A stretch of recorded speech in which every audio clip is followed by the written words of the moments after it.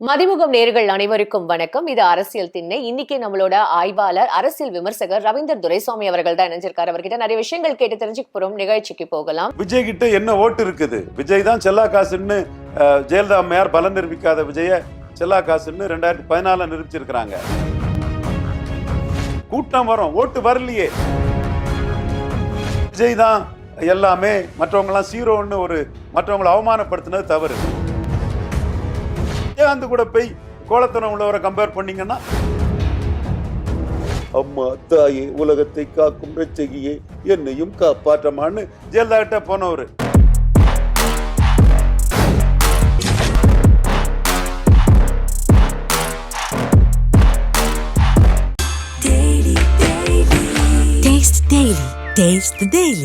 டயா booster சுகரை control பண்ணும், உங்க ஆரோக்கியத்தை மீட்டு தரும். சர்க்கரையை கட்டுப்படுத்துறதுக்கான எளிமையான வழிமுறை, இயற்கையான வழிமுறை. அனைத்து மருந்து கடைகளிலும் கிடைக்கும். ராகுல் காந்தி அவர் சொல்லியிருந்ததுக்கு அப்புறம் இப்போ பிஜேபில இருந்து இந்த குழு இங்க வரதுக்கான ரீசன் என்ன அப்படின்றது போது, அப்போ பிஜேபியும் இவரை கூட்டணியில சேர்க்கறதுக்கு ஏதாவது ஒரு பிளான் பண்ணுமா சார்?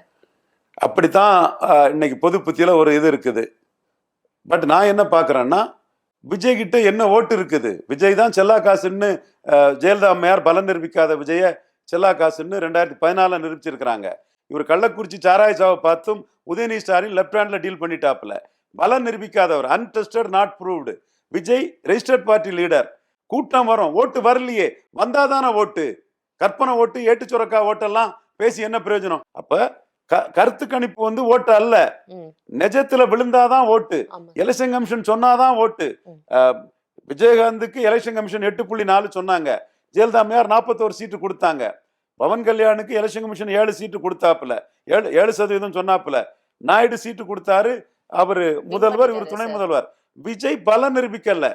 பலம் நிரூபிக்காத விஜய பிஜேபியை கூட்டணி கொண்டு போனாலும் அது பலம் நிரூபிக்காத சிவாஜி ஜானகிக்கு ஓட்ட திருப்ப முடியாத அளவுக்கு வேஸ்டா தானே போகும். சரி சார், அப்படி பார்த்தா இப்போ ஏடிஎம்கேவோட இவருக்கு இவர் பலம் நிரூபிக்கல, ஆனா இவ்வளவு கூட்டத்தை பார்த்துதான் ராகுல் காந்தி அவர்கள் பேசணும்னு நினைச்சாரு அப்படின்னு நீங்க சொல்ற மாதிரியே, ஏன் அது எவிடன்ஸ் இல்ல, பேசியிருக்கலாம், நான் மறுக்க வரல, எவிடன்ஸும் இல்ல. சரி, இப்போ ஏடிஎம்கேல இருக்கிற இபிஎஸ் அவர்கள் கூட இப்போ தாவேகா இந்த கூட்டத்தை பார்த்துட்டு, இவங்க நம்மளோட ஒரு கூட்டணி வச்சுட்டா நம்ம இன்னும் பலம் பொருந்தி டிஎம்கேவை அடிக்கிறதுக்கு ஒரு ஸ்ட்ராங்கான ஒரு கூட்டணியா அமையறதுக்கான சான்சஸ் இருக்குன்னு இபிஎஸ் யோசிச்சிருக்கலாம்ல சார்? அப்படிதான் ஜானகி யோசித்து சிவாஜிக்கு 50 சீட்டு கொடுத்து ஒன்றும் வரலையே. இவங்க ஓட்டுக்கு தானே சிவாஜிக்கே வந்தது. 50 சீட்டுல சிவாஜிக்கு ஓட்டு கிடைச்சது. அண்ணன் சிவாஜி திருவையாறுல பழைய காங்கிரஸ் ஓட்டு 25% அதை எடுத்தாரு. இவர் தொண்டைமான் ஜமீன்தார், அரச பரம்பரை, அவர் புதுக்கோட்டையில ஓட்டு எடுத்தாரு. திருச்சி எம்பியாலாம் இருந்தாங்கல்ல, அந்த டிடிவி கட்சி, சாருபாலா தொண்டைமான், அந்த ஃபேமிலி, அவரு ஒரு மன்னர் பரம்பரை, அவங்களுக்கு ஒரு செல்வாக்கு அங்க இருந்து சமீன்ஸ், அவங்க ஒரு ஓட்டு எடுத்தாப்புல. எங்க ஊர்ல இவர் ராதாகிருஷ்ணன் ஒரு அட்வொகேட்டு, லோக்கல் பேக்கிங் உள்ளவர், அங்க லோக்கல்ல பட்டசாலையோட அந்த கலசரக்கம் குடியிருப்பு இங்கெல்லாம் இந்த நாடார்ல பேக்கிங் உள்ளவர், அவர் ஒரு 20% வாக்கெடுத்தாரு. 3 பேர் தான் சிவாஜி மன்றத்திலே வாக்கெடுத்தாங்க. அந்த மாதிரியும் நம்ம எக்ஸ்பெக்ட் பண்ணிட்டு போகும். 50 சீட்டுக்கு 3 சீட்டு தான் ஓட்டே வந்தது. மீதி 47 சீட்ல ஜானகி அம்மையாருக்கும் அடி. இதோட அவங்க தனிச்சு நின்னா அதிக ஓட்டு வந்திருக்கும். அப்ப விஜய் அவர்கள் என்ன மாதிரியான ஒரு ஸ்ட்ராட்டஜி யூஸ்? நான் இது என்ன சொல்றேன்னா, விஜய சொல்லல, விஜயோ அஜித்தோ சிவகார்த்தியனோ சிவாஜியோ யாருனாலும் நிரூபிச்சாதான் ஓட்டு. விஜயகாந்த் நிரூபிச்சாரு, கூட்டணி வச்சாரு, எதிர்கட்சி தலைவர் ஆனாரு. பவன் கல்யாண் நிரூபிச்சாரு, கூட்டணி வச்சாரு, டெப்டி சீஃப் மினிஸ்டர் ஆயிட்டாரு. அப்ப நிரூபிச்சாதான் அது ஓட்டுங்கிறது. சிரஞ்சீவிக்கு கூட அவருக்கு அவ்வளவு ரசிகர்கள் இருந்தாலும் அவருக்கு வாக்கு மாறல இல்ல சார். அவர் நிரூபிச்சிட்டு மத்திய அமைச்சர் வாங்கிட்டு போயிட்டாரு. இப்ப விஜய் தேர்தல் களம் காணாத பவன் கல்யாண், தேர்தல் களம் காணாத விஜயகாந்த், இதுதான் போதுமான அரசியல் அறிவு இல்லாத, இன்டலெக்சுவலி ஒரு ஆனஸ்டி இல்லாத, அல்லது லெஸ் இன்பார்ம்டு பீப்புள ஆதவ் அர்ஜுனாவும் இவன் இந்த ஆளு ஜான் ஆரோக்கியசாமி ஏமாத்திடுறாங்க. ஜான் ஆரோக்கியசாமி கூட வெளில அவர் தான் வியூகம் அமைக்கிறவர் அப்படின்னு பேசப்படுது. ஆனா ஒரு வார்த்தை கூட இன்னும் அவர் அவருமே எதுவுமே பேசவே இல்லையே சார். இல்ல, அவர் பேச மாட்டாரு. அவரு விஜய் தான் எல்லாமே, மற்றவங்க எல்லாம் சீரோன்னு மற்றவங்களை அவமானப்படுத்தினது தவறு. ஒரு கட்சியில என்ன சொல்லணும்னா, எம்ஜிஆர் என்ன சொல்லுவாரு, என்கிட்ட என் தம்பி காளிமுத்து இருக்கிறான், என் தம்பி காளிமுத்துக்கு பேச்சில் யார் அடிச்சிட முடியும், என் தம்பி கலைஞரோட பெரிய பேச்சாளர் என் தம்பி காளிமுத்து. அப்படிதான் எம்ஜிஆர் சொல்லுவார். கே.எஸ். ராமச்சந்திரன் எம்ஜிஆர் சொல்லும்போது, என் தம்பி எனக்கு வராத தெலுங்கு தாய்மொழி மக்கள் ஓட்டெல்லாம் எனக்கு வாங்கி தந்துட்டான், விருதுநகர் டிஸ்ட்ரிக்ட்ல நான் பலகீனமா இருந்தேன், என் தம்பி விருதுநகர் டிஸ்ட்ரிக்ட கோட்டையா வளர்த்துட்டான். அடுத்த கட்ட தலைவர்களை அவரை வந்து இன்ட்ரோடியூஸ் பண்ணிவிட்டு எல்லார் மக்கள் மனசுலயும் வந்து அதை பதிய வைக்கணும். இப்ப நீங்க வந்து இந்த மாநாடுன்னா வரதுக்கு முன்னாடி இப்படி ஒரு கூட்டத்தை ஆர்கனைஸ் பண்ண என் தம்பி மதியழகனை நான் பாராட்டுறேன்னு அந்த கரூர் டிஸ்ட்ரிக்ட் மாவட்ட செயலாளரை பாராட்டிருக்கணும். ஸ்டாலின் செந்தில் பாலாஜியை பாராட்டுறாரு பாருங்க, அதுதான் லீடருக்கு அழகு. செந்தில் பாலாஜி வந்து அதிமுக வந்தவர், மிகப்பெரிய ஆர்கனைசர், நம்பர் 1 ஆர்கனைசர் இன் தமிழ்நாடு. அப்போ அவர் என்ன பண்றாரு, ஸ்டாலின் இவரை பயன்படுத்தி கொங்கு மண்டலத்துல நம்ம கட்சியை நம்பர் 1 ஆக்கணும். அதுதான். அப்போ செந்தில் பாலாஜி விசுவாசமானவர், செந்தில் பாலாஜி ஆர்கனைசிங் கெப்பாசிட்டி உள்ளவர்னு அதை சொல்றாரு. நீங்க அதை என்ன சொல்றீங்க, அவரு அதிமுக இருக்கும்போது செந்தில் பாலாஜியை இது பண்ணதை போடுவார், அது அப்படிதான் பேசுவாங்க. அரசியல் அது அரசியல். அப்போ செந்தில் பாலாஜி வெயிட் ஆனவர், அவருக்கு கெப்பாசிட்டி பெருசுங்கிறது ஸ்டாலினுக்கு தெரியுது. துணிஞ்சு நின்று எம்ஆர் விஜயபாஸ்கர் நின்று தோத்தா அரசியலே போச்சு, ரிஸ்க் எடுக்கிறார். அப்போ அவரை பெரிய ஆளாக காட்டி அந்த ஓட்டை எடுக்கிறார். அப்போ நீங்க மதியழகன் உங்களுக்கு ஒரு மாவட்ட செயலாளர் இருந்தா, தம்பி மதியழகன் மற்ற ஊரை மிஞ்சக்கூடிய அளவுக்கு இங்க கூட்டத்தை கொண்டு வந்துட்டான்னு அவனை பாராட்டணும், தெரிவிக்கணும். அதை ஏரியால ஆர்கனைஸ் பண்ண அத்தனை பேருக்கும் ஒரு நன்றி தெரிவிச்சிருக்கணும். எல்லாமே விஜயனா ஓட்டு போடுறதும் விஜயா தான் இருப்பாரு.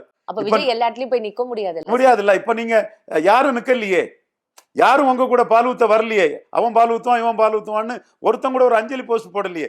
கண்டன போஸ்ட்ங்கிறது புரட்சி வெடிக்குங்கிற காமெடி மன்னன், காமெடி பீஸ் ஆதவர்ஜுனா, ஐயா காமெடி பீஸ் ஆதவர்ஜுனா அஞ்சலி போஸ்ட் கூட போடுறதுக்கு உங்க சினிமா கூட்டத்துல ஆள் இல்ல. புரட்சி வெடிக்குமா புண்ணாக்கு வெடிக்குமா? அது உண்மையாவே வந்து ஒரு போஸ்ட் நீங்க சொல்ற மாதிரி இல்ல சார், ஒரு கண்ணீர் அஞ்சலி போஸ்ட் இல்ல இந்த மாதிரி ஒரு விஷயம் நடந்துடுச்சு அப்படின்னு சொல்லிட்டு ஒரு மன்னிப்பு இல்ல ஒரு அறிக்கை அது மாதிரியாவது ஏதாவது இது பண்ணிருக்கலாம் சார். அது எல்லாரும் ஓடிட்டாங்க. அதைத்தான் நான் சொன்னேன். 234 தொகுதி விஜய் கேண்டிடேட் போட்டுக்கிட மாட்டாரு, விஜயகாந்த் மாதிரி கேண்டிடேட் போட்டுக்கிட மாட்டாரு. விஜயகாந்த் லீடர், நடிகர் சங்க தலைவரா நின்னாரு, ஒரு ஆளுமை உள்ள லீடரா நின்னாரு. அந்த லீடர்ஷிப் குவாலிட்டியிலே நடிகர்களே நம்பர் 1 விஜயகாந்த் தான் அந்த காலத்து நடிகர்களே சொல்றாங்க. ரொம்ப இது கிசு மேட்டரா அது சொல்ல, நடிகை பேரெல்லாம் வேணுமா, நடிகை பேரெல்லாம் வேணுமா, வேண்டாம். நடிகர் சங்க தலைவரா லீடர்ஷிப்பை காட்டினவரு, அண்ணன் சிவாஜி இறுதி ஊர்வலத்துல லீடர்ஷிப்பை காட்டினவரு. இது சார் ஒண்ணுமே வேணாம் சார். விஜய் அவர்கிட்ட வந்து சொல்றாங்க, ஆதவர்ஜுன் அவர் வந்து சொல்றாரு, ஒரு குழந்தை ஒண்ணு காணாம போயிருக்கு அப்படின்னு சொல்றாரு, குழந்தைய கண்டுபிடிச்சு கொடுத்துருங்கப்பா அப்படின்னு சொல்லிட்டு இவர் இறங்கி போறாரு. அதே இடத்துல விஜயகாந்த் இருந்திருந்தா என்ன பண்ணிருப்பாருன்னு சொல்லிட்டு இப்ப சமூக வலைதளத்துல கேள்வி கேட்கறாங்க. அதுக்கு பதிலே இல்ல சார். லீடர் சார், பான் லீடர் சார், இறங்கி குறிச்சு அவரே வந்து தேடி கொடுத்துருக்க மாட்டாரா? அவர் பான் லீடர். அந்த ஆளு பிறவி தலைமை, மதுரை வீரண்டா மங்கம்மா பேரண்டான்னு ரஜினிகாந்த விரட்டின ராமதாஸ ஏத்து நின்று விருத்தாச்சல ஜெயித்த ஒரு பான் லீடர், பான் ஹீரோ. அது நீங்க விஜயகாந்த் கூட போய் கோலத்தனம் உள்ளவரை கம்பேர் பண்ணீங்கன்னா, இதைத்தான் நான் சொன்னேன். விஜயகாந்தோட விஜய்க்கு ரசிகர் பலம் இருக்கலாம். விஜயகாந்த் சுத்த வீரன், லீடர்ஷிப் குவாலிட்டி உள்ளவர். விஜய் கிடையாது. அதான் நடிச்சு காட்டுவானே, அம்மா தாயே உலகத்தை காக்கும் ரட்சகியே என்னையும் காப்பாற்றமான்னு ஜெயலலிதா கிட்ட போனவர். இவரு ஜெயலலிதாவை எப்படி எழுத்தவரு, இதுல குடிகாரன் ஊத்தி குடுத்தியான்னு கேட்டாரு. ஆமா சார், அது தைரியமான ஒரு, எவ்வளவு தைரியமான ஆளு அந்த ஒரு கேள்வியை கேட்கறது, நீங்க பாத்தீங்களா அப்படின்ற மாதிரியான ஒரு பேசுறது. விஜய்கிட்ட லீடர்ஷிப் குவாலிட்டி கிடையாது.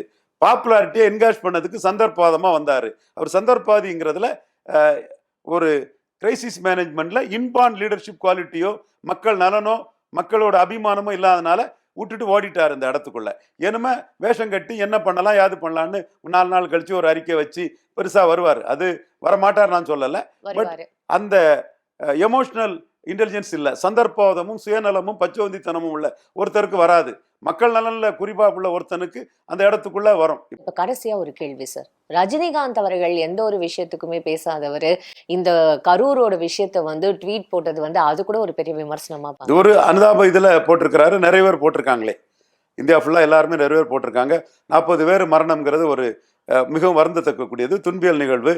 அதுல போடல தவறு இல்லை. பட் அதையும் விமர்சனம் பண்ணுவாங்க. எனிவே போடலைன்னா ஏன் போடலாம் பாருங்க, போட்டா ஏன் போட்டாரும்பாங்க. சரி, அவர் ஒதுங்கிட்டாரு. நம்ம அவரை வந்து 2024 இழுத்து விட பார்த்தாங்க. நான் தான் அண்ணே ஒதுங்கிட்டீங்க, ஒதுங்கினதோட இருங்கண்ணே, சுயநலமா உங்களை எவனும் ஹேண்டில் பண்ணாண்டான். நானும் அண்ணன் சுயநலமா ஹேண்டில் பண்ண மாட்டேன். என்ன தெரியும், என்ன அவருக்கு தெளிவா தெரியும். என்னோட எல்லா கேரக்டரும் அவருக்கு தெரியும். அவரு இதுல போட்டாருன்னா மனிதாபிமான அடிப்படையில் போட்டிருக்கிறாரு. ஓகே. அதெல்லாம் விமர்சிக்க வேண்டியது நீங்க ஓகே அவரோட கம்பேர் பண்ணி போகணும்னு சொல்ல வேண்டியது இல்ல. ப்ளூ சட்டை மாறன் கூட ரஜினி அவர்கள் போட்ட ட்வீட்டை வந்து கழுகு இப்பதான் கண்ணு திறந்து பேசுது, கண்ணு திறந்து பாக்குது அப்படின்ற மாதிரி விமர்சனம் வச்சிருக்காரு. புளிச்சட்டை மாறன் சொல்லிட்டு முதுகெலும்பு இருந்தா இது பற்றி விஜய கருத்துக்கள் சொல்லுங்க, அல்ல புளிச்சட்டை மாறன கருத்து சொல்லுங்க. கழிஞ்சுக்கிட்டு ஓடக்கூடியவங்க எல்லாம் கருத்துக்கள் பேச சொல்லக்கூடாது. புளிச்சட்டை மாறனுக்கு தெம்பு இருந்தா, திராணி இருந்தா, முதுகெலும்பு இருந்தா இதுல அவர் உள்ள வந்து கருத்து சொல்லிட்டு அவரு அதுல ஏன் பயந்து ஓடுற, அச்சப்பட்டு ஓடுற, அது ஏன் அவ்வளவு கோலத்தனம் உனக்கு? இதெல்லாம் ரஜினின்னா ஒரு யாமாளி என்ன வேணாலும் பேசலாம்னு நினைச்சிட்டு இருப்பீங்களா? இதுல உனக்கு கருத்து சொல்லதுக்கு ஒரு தைரியம் இருக்கா? சொல்லு. அது பிறகு நான் தைரியசானம்னு சொல்லிக்கிட்டு பேசுங்க. புளிச்சட்டை மாறேன். கடைசியா இப்ப விஜயோட அரசியல் பயணம் சார் என்ன ஆகும்? விஜயோட அரசியல் பயணம் வந்து முழுக்க சுயநலமும் சந்தர்ப்பவாதமும் பச்சவந்தித்தனமும் கொண்டது. இல்ல வருவாரா திருப்பியும்? வந்தா எந்த மாதிரியான ஒரு ரெஸ்பான்ஸ் இருக்கும்? இல்ல வாரது இப்ப சீமானே விஜய போய் பாக்குறாருன்னா, மோடி வந்து வைஸ் பிரசிடென்ட் கிட்ட அணியை பெருசாக்குறதுக்கு ப்ரூவ்டு லீடர் ஒருத்தரை சிஎம் கேண்டிடேட்டா சொல்ல முடியுமான்னு அதுக்கு எடப்பாடி சம்மதிப்பாராங்கிற ஒரு இதை மூட் பண்ணியிருக்கிறாருன்னு ஒரு தகவல் வருது. அப்போ அப்படி ஒரு சூழ்நிலை வந்ததுன்னா விஜய் தனக்கு பிரச்சாரம் பண்ணுவாரு. பவன் கல்யாண் நாயுடு பிரச்சாரம், அதே மாதிரி ஒரு எண்ண ஓட்டம் தான் எல்லாருக்கும் இருக்குது. அதே மாதிரி எடப்பாடிக்கும் எடப்பாடியை சார்ந்தவர்களுக்கும் விஜய் தனிச்சு நிற்காம நம்மளை திமுகவுக்கு எதிராக உதயநிதி ஸ்டாலினுக்கு எதிராக நமக்கு சப்போர்ட் பண்ணிட மாட்டாராங்கிறது தான் அவங்க எண்ணம் இருக்குது. கொஞ்சம் சீட்டு கூட அது கொடுக்கலாங்கிற எண்ணமும் ஓட்டமும் அவருக்கு இருக்குது. ஸோ பலம் நிரூபிக்காமலே ஒருத்தர் புளிச்சட்டை மாறன்கள், ஜான் ஆரோக்கியசாமிகள் பிராண்டிங் ஆட்களை வச்சு நிரூபிக்காமலே ஓட்டு இருக்குங்கிற மாதிரி ஒரு தோற்றத்தை உருவாக்கிட்டாங்க. அதுக்கு பிளேயர்ஸ் எப்படி முக்கியத்துவம் கொடுக்காங்கிற பொறுத்து தான் விஜயோட எதிர்காலம் இருக்குது. இதை தாண்டி அவர் தலைமையில் ஒரு அணி அமைச்சு 214 போட்டுருவாருன்னா அதுக்கான எந்த வேலையும் விஜய் பார்க்கல. இல்லையா 234 தொகுதிகள்லயும் நாங்க ஆள நிறுத்தி இருக்கோன்ற மாதிரியான ஒரு விஷயத்தை வேற சொன்னாரே சார் போன மீட்டிங்ல. அதாவது இப்போ கரூர் போறாரு, திருச்சி போறாருன்னா திருச்சியில வந்து ஒரு நிர்வாகிகள் சந்திப்புன்னு ஒரு சந்திப்பு சந்திக்கணும். இந்த இடம் முசிறி அந்த பகுதிக்குள்ள இதுல எத்தனை பேரை போடலாம், நீங்க வாங்க, நீங்க நிற்க தயாரா இருக்கிறீங்களா, நீங்க நிற்கிறீங்களா, யாரை நிறுத்தலாம், இந்த மாதிரியான ஒரு எம்ஜிஆர் பண்ணினார். அதெல்லாம் இவர்கிட்ட நிறைய மிஸ்ஸிங் இருக்கு. நிக்கணுங்கிற ஆசையே இல்ல மேடம். அப்ப ஏமாத்துறாரு மேடம். புளிச்சட்ட மாறன்கள் எல்லாம் ஏமாத்துறாரு, இழிச்சவாய நினைச்சு இது பண்றாரு. அப்ப என்னதான் சார் இவரோட கல அரசியல்? இவர் என்னதான் பண்ணணும்னு ட்ரை பண்ணிட்டு இருக்காரு? பாப்புலாரிட்டியை வியாபாரம் பண்ண வைக்கிறாரு. அதுல இன்வெஸ்ட் பண்ணிட்டாரு ஜான் ஆரோக்கியசாமி இவங்களுக்கெல்லாம். ஓகே. அப்போ நீங்க வந்து அறிவுள்ளவன் அதை பார்த்தா கண்டுபிடிச்சுக்கிடுவான். இவன் கேண்டிடேட் போடுறதுக்கு இவருக்கு நோக்கம் இல்லை. கேண்டிடேட் போடனா யாரை கேண்டிடேட் போடலாம், யாரை போட்டா வின்னபிலிட்டி ஜாஸ்தி இருக்கும், யாரை போட்டா அதிக ஓட்டு வரும். மக்கள் அப்போ இவர் வேற நம்பிட்டு இருக்காங்களே சார் இவர் வருவாரு. நான் அப்படி நினைக்கல. இவர் அன்ப்ரூவ்டு நாட் டெஸ்டட் தான்.